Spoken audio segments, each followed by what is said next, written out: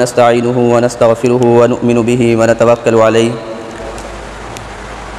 व नऊज़ु बिल्लाहि मिन शुरूरि अनफुसिना व मिन सय्यिआति अमालिना मन यहदिहिल्लाहु फला मुदिल्ल लहु व मन युद्लिलहु फला हादिय लहु व नशहदु अन ला इलाहा इल्लल्लाहु वहदहु ला शरीक लहु व नशहदु अन्न मुहम्मदन अब्दुहु व रसूलुहु अम्मा बाद।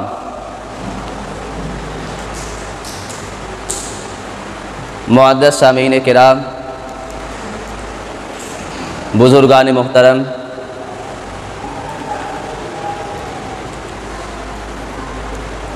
आज हम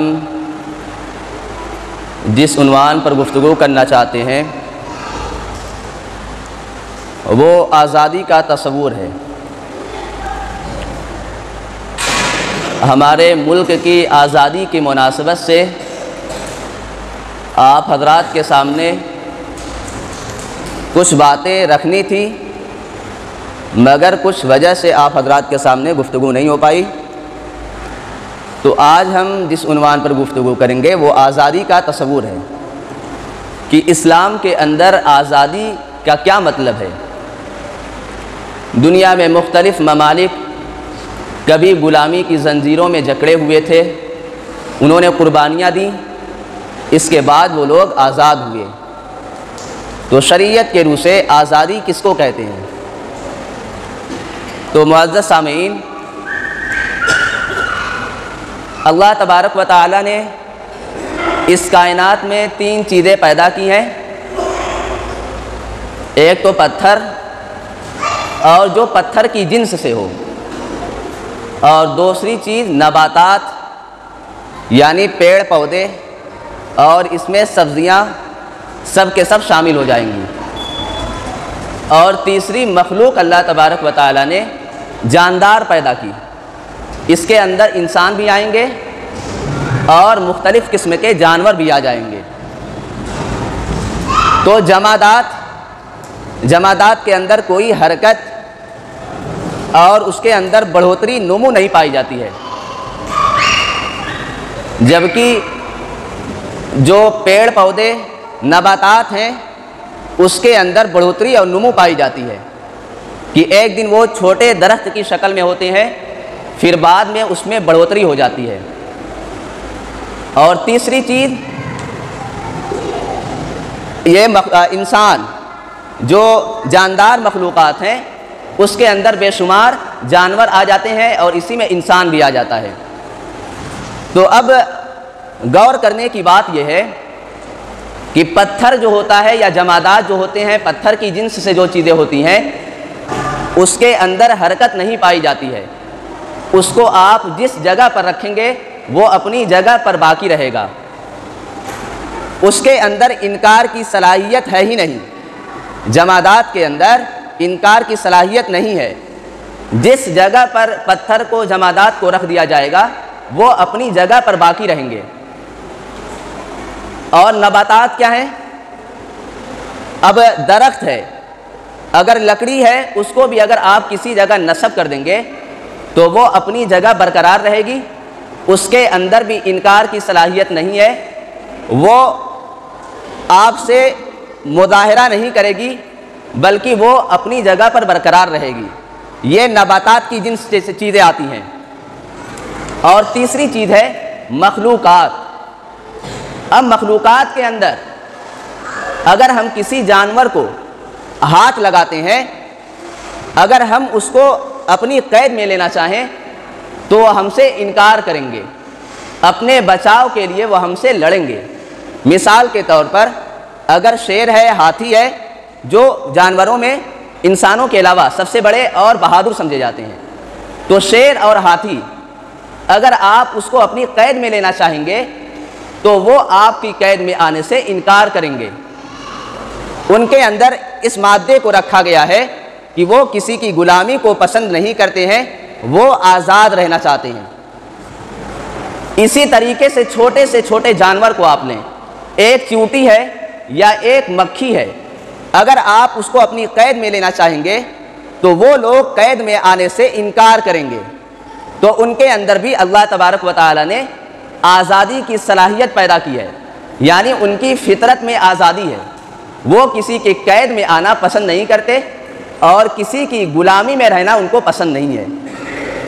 ये हमने दो किस्में बयान की, एक तो जमादात है, पत्थर है या उसकी जिन्स से हैं, उसको आप जहाँ रख देंगे वो अपनी जगह पर बाकी रहेंगे, उनके अंदर इनकार की सलाहियत नहीं है, वो आपकी गुलामी को पसंद करेंगे, उस पर रज़ामंद हो जाएंगे। इसी तरीके से नबादात की सूरत हो गई। और मखलूक़ात के अंदर जो जानवर हैं उसकी मिसालें पेश कर दी। अब जो मखलूक़ात के अंदर जिनको जानवर की फ़हरिस्त में मखलूक़ात के अंदर शुमार किया जाता है, जिसके अंदर हिस्स और नक़्लो हरकत की सलाहियत है, उसके अंदर जो सबसे अशरफुल मखलूक़ात है वो कौन है? इंसान है। तो इंसान के अंदर ये चूँकि जानवरों में अशरफुल मखलूक़ात है तो इसके अंदर आज़ादी का मादा बेइंतहा पाया जाता है। यह किसी की गुलामी और मातहती को कबूल करने के लिए आमादा नहीं होता है। तो इंसान के अंदर आज़ादी का मादा बेइंतहा पाया जाता है।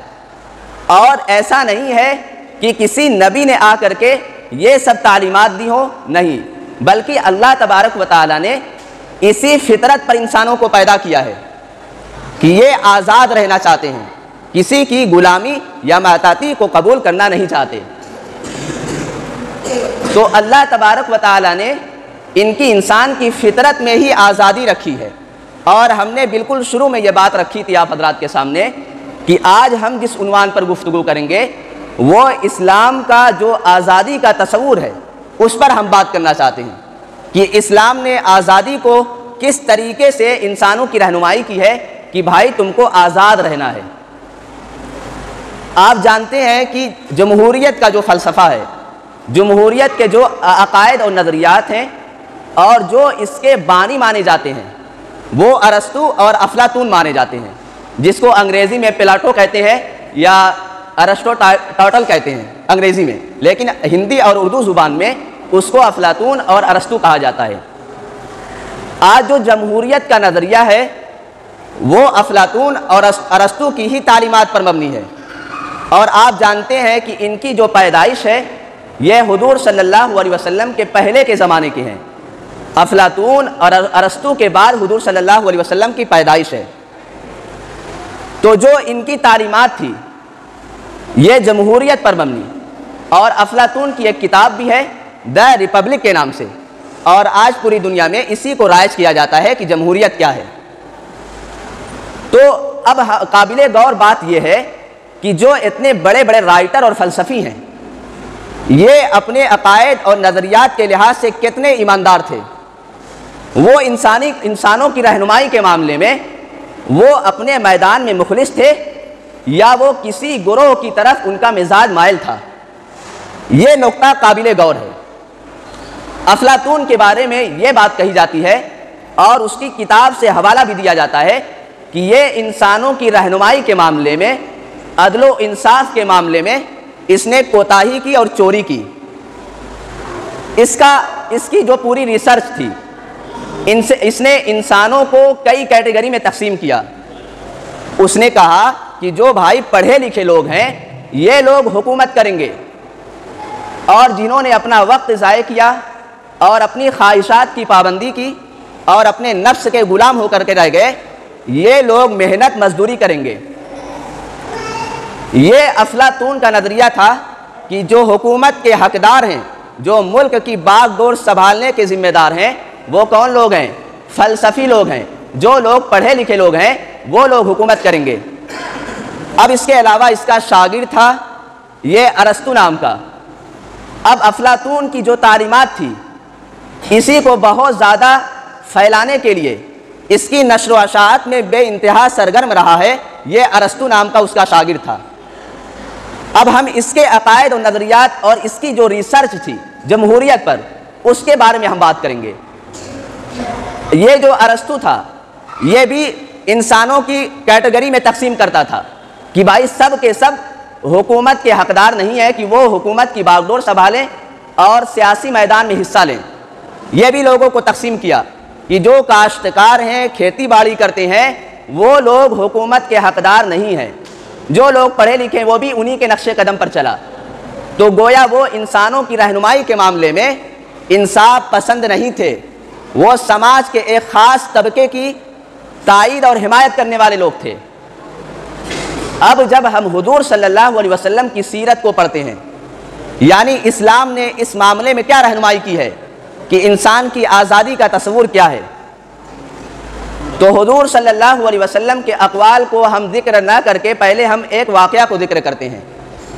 हुजूर सल्लल्लाहु अलैहि वसल्लम ने सहाबी रसूल रबई बिन आमिर, जो उस हुजूर सल्लल्लाहु अलैहि वसल्लम के एम्बेसडर थे, यानी सफ़ीर थे, हुजूर सल्लल्लाहु अलैहि वसल्लम ने अरब कंट्री से उनको भेजा था कि जाओ आप ईरान आप जाइए और इस्लामी जो तालीमात है उसको बतलाइए। जैसा कि मौजूदा ज़माने में भी हर मुल्क का सफ़ीर होता है, इंटरनेशनल लेवल पर एक मुल्क दूसरे मुल्क से जुड़े रहते हैं, वो अलग नहीं होते हैं, खा वो अपने तहजीब व सकाफ़त के लिहाज से हो, कल्चर के लिहाज से हो, वो लोग अपना तबादला करते हैं और एक दूसरे को एक्सेप्ट करते हैं, मानते हैं। तो जिस तरीके से मौजूदा ज़माने में सफ़ीर का मकसद होता है, इसी तरीके से उस ज़माने में हुजूर सल्लल्लाहु अलैहि वसल्लम ने रबई बिन आमिर को भेजा था, कहाँ? ईरान के अंदर। अब जब वो ईरान के बादशाह के दरबार में पहुँचे हैं तो उन्होंने ईरान के बादशाह से एक जुमला कहा था तमाम लोगों की मौजूदगी में। उन्होंने कहा था कि हम इसलिए भेजे गए हैं, या हम इस्लामी तालीमात को लेकर के इसलिए ईरान की सरजमी पर आए हैं ताकि हम बंदों की गुलामी से निकाल करके इंसानों को अल्लाह तबारक व तआला की गुलामी में दाखिल करें। ये इस्लामी जमहूर, ये आज़ादी का और इंसान की जो फितरत है उसकी तरफ हुजूर सल्लल्लाहु अलैहि वसल्लम के सहाबा ने इशारा किया कि हमें इंसानों की गुलामी नहीं करनी है।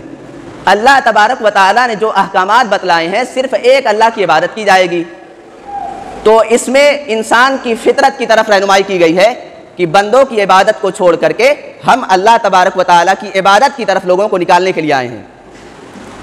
ये हुजूर सल्लल्लाहु अलैहि वसल्लम के सफ़ीर एम्बेसडर जो थे ईरान के अंदर, उन्होंने ये जुमला कहा था। अब उसके अलावा जो आज़ादी के, अब एक तो इस्लाम ने अपना एक नज़रिया बतला दिया कि इंसानों के मामले में आज़ादी का मफ़हूम क्या होता है। अब इस मफ़हूम को और संवारा है इस्लाम ने कि भाई किसी इंसान की आज़ादी और उसकी फितरत ज़ख्मी नहीं होनी चाहिए, सबको आज़ादी का हक़ है, किसी पर जुल्म नहीं करना है। ये पूरी एक फ़हरिस्त है अखलाकियात के बाब में, सियासी लिहाज से, समाजी लिहाज से, हर मैदान में इस्लाम ने इस बात को मद्देनज़र रखा है किसी की इज़्ज़त नफ्स मजरू नहीं होनी चाहिए, सबको आज़ादी का हक़ है। एक और वाक़या है, हज़रत उमर फ़ारूक रज़ी अल्लाह तआला अन्हु बैठे हुए थे अपनी मजलिस में, और मिस्र के अंदर जो कदीम ईसाई माने जाते हैं उसको किब्ती कहा जाता है।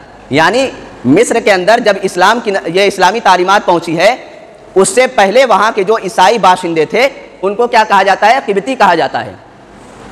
तो एक किब्ती हज़रत आमर बिन आस रज़ी अल्लाह तआला अन्हु के जो बेटे थे मोहम्मद नाम के, उनसे उन्होंने मुकाबला किया ये घोड़ दौड़ के मैदान में कि देखें तुम्हारा घोड़ा आगे निकलता है या हमारा। तो ये कंपटीशन कराई गई। तो जो किब्ती थे उनका घोड़ा आगे निकल गया, और जो आमर बिन आस रज़ी अल्लाह तआला अन्हु के जो बेटे थे मोहम्मद नाम के, उनका घोड़ा पीछे रह गया। तो उन्होंने कहा कि तुम्हारा घोड़ा आगे नहीं गया, हमारा घोड़ा गया है। उन्होंने उस वक्त एक जुमला कहा था कि तुम्हारा घोड़ा अगरचे आगे निकला है लेकिन मैं शरीफ आबा व अजदाद का बेटा हूँ। उन्होंने ये जुमला कहा। तो वो किब्ती आ करके हज़रत उमर फ़ारूक रज़ी अल्लाह तआला अन्हु को ये वाक़या बतलाया कि उन्होंने ऐसा जुमला कहा है। हज़रत उमर फ़ारूक रज़ी अल्लाह तआला अन्हु ने फ़ौरन उनको ख़त लिखा और कहा कि अब तुम भी आओ और अपने बेटे को भी साथ लेकर के आना। बाप बेटे दोनों साथ में आए। हज़रत उमर फ़ारूक रज़ी अल्लाह तआला अन्हु ने जो किब्ती था, ईसाई था, उसको दुर्रा दिया कि इनको मारो। तो वो जो किब्ती थे हज़रत उमर फ़ारूक रज़ी अल्लाह तआला अन्हु के सामने उन्होंने दुर्रा लगाया। तो उसमें भी हज़रत उमर फ़ारूक रज़ी अल्लाह तआला अन्हु ने एक जुमला कहा था कि इनकी माओं ने इनको आज़ाद जना है, तुम कौन होते हो इन पर गुलामी का हक़ जतलाने वाले। इसमें भी इस्लामी तालीमात यानी अमीरुल मोमिनीन ने यह जुमला कहा कि सब के सब आज़ाद हैं। देखें, मैं ये बात अर्ज़ा करना चाह रहा था कि आज यूरोप के लोग जो ये बात कहते हैं कि आज पूरे इंटरनेशनल लेवल पर, आलमी सतह पर जो आज़ादी का तस्वुर बैठा हुआ है, यूरोप के लोग कहते हैं कि हमने आज़ादी दी है तमाम इंसानों को। हालांकि ये दावा बिल्कुल गलत है। ये 1400-1500 साल पहले हुजूर सल्लल्लाहु अलैहि वसल्लम ने ये तालीमात दी थी। अरे भाई 200-150 साल पहले तो तुमने इंडिया पर हुकूमत की थी, इंडिया को तुमने गुलाम बनाया था, और यही नहीं बल्कि आधी दुनिया पर ब्रिटेन ने हुकूमत की थी। क्या आप इस दावा में सच्चे हैं? बिल्कुल नहीं सच्चे हैं। ये हुजूर सल्लल्लाहु अलैहि वसल्लम की तालीमात है जिन्होंने बतलाया कि इंसान को आज़ाद रहना चाहिए, किसी की गुलामी या किसी की माताहती में नहीं रहना चाहिए। ये यूरोप का दावा बिल्कुल गलत है और हुजूर सल्लल्लाहु अलैहि वसल्लम की जो तालीमात है उसको छुपाया जाता है। अल्लाह तबारक व तआला हम तमाम लोगों को इस्लामी तालीमात पर अमल करने और उसको समझने की तौफीक बख्शे। व आखिरु दावाना अल्हम्दुलिल्लाहि रब्बिल आलमीन।